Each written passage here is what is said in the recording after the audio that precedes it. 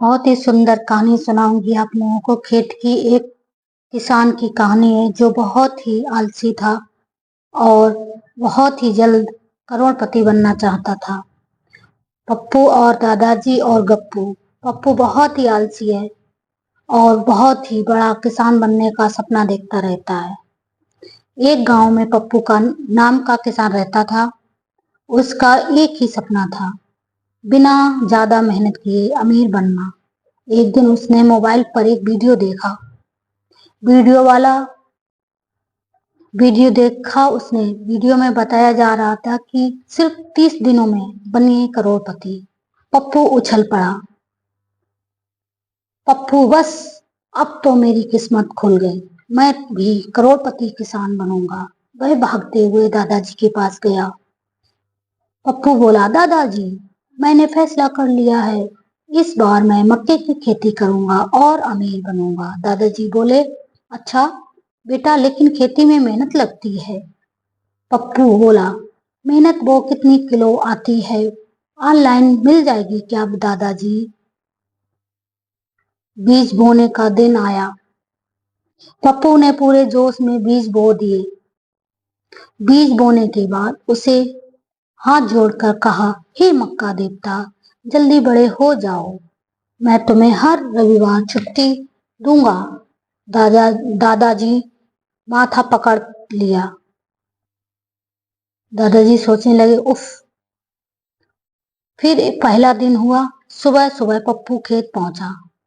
पप्पू बोला, अरे अभी तक तुम कुछ नहीं निकला। वह जमीन के पास जाकर बोला, हेलो नीचे, सब ठीक है? नेटवर्क आ रहा है? कुछ नहीं हुआ। तीसरा दिन आया।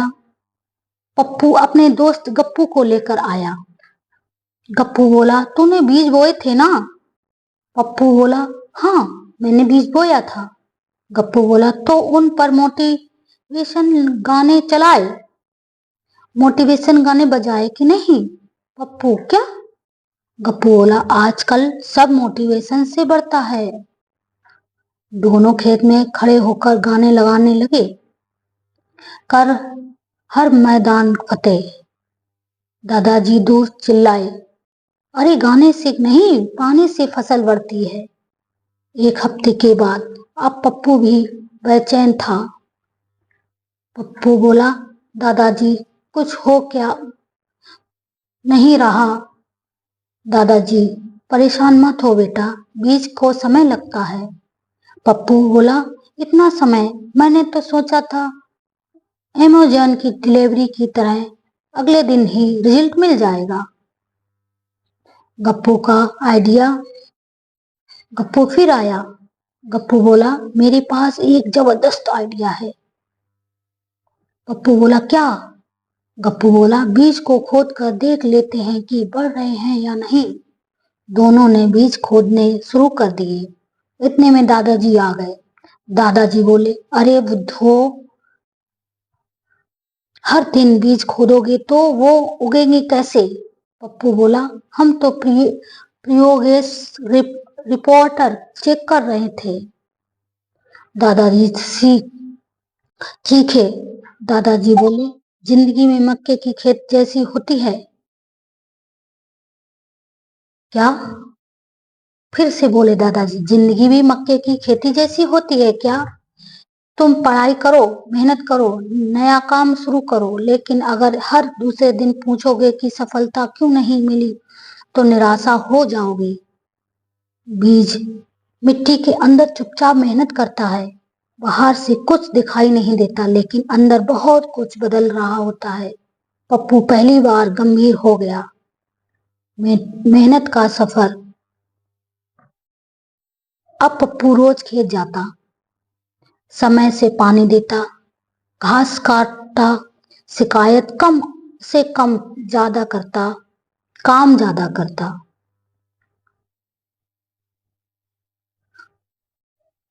लेकिन उसकी आदतें अभी भी नहीं बदली थी। एक दिन उसने मक्के से कहा, देखो भाई, मैं मेहनत कर रहा हूँ, जब बड़े हो जाओ तो मुझे भूल मत जाना।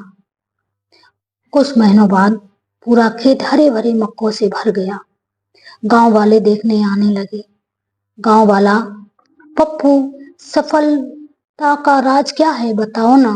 पप्पू ने सीना चौड़ा करके कहा, पहले मैं सोचता था कि बिना मेहनत के अमीर बन जाऊंगा, फिर मैं समझ गया शॉर्टकट सिर्फ मोबाइल की बोर्ड में होता है, जिंदगी में नहीं होता।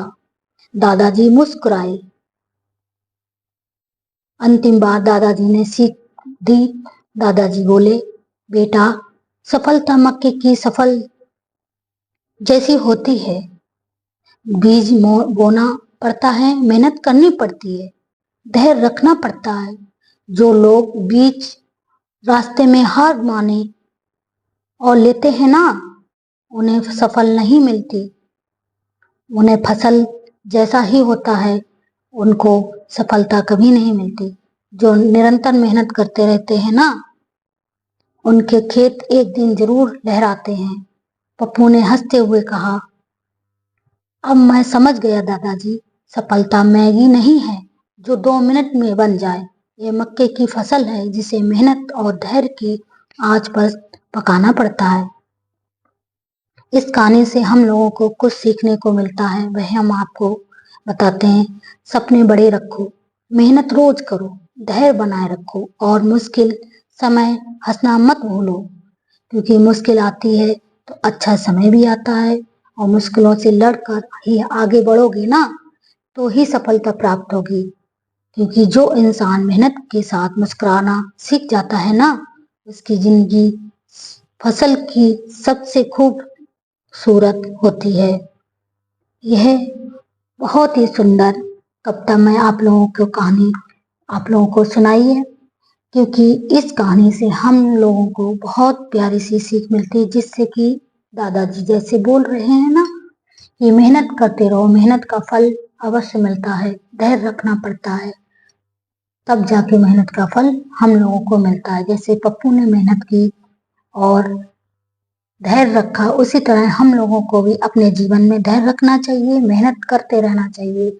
और इसी तरह से हम कहानी को समाप्त करते हैं। आप लोग बताइए, मेरी कहानी पसंद आई हो तो प्लीज प्यारा प्यारा सा कमेंट करिए, और ऐसे ही लाते रहेंगे हम आप लोगों के लिए मोटिवेशन कहानियां सुनाते रहेंगे। और आप लोग मजे से कहानियां सुनिए, मोटिवेशन लीजिए, प्राप्त करिए। और मेरी कहानी पसंद आई हो तो इसको जरूर सब्सक्राइब करना चैनल मेरा। फिर से लाएंगे नई कहानी, नए अंदाज में, नए तरीके से आप लोगों के सामने। ये देखो, मेरे खेत की ही मक्का है, मैंने अपने ही खेत की मक्के का वीडियो बनाया है, जिससे सीख मिल रही है कि मेहनत कैसे की जाती है।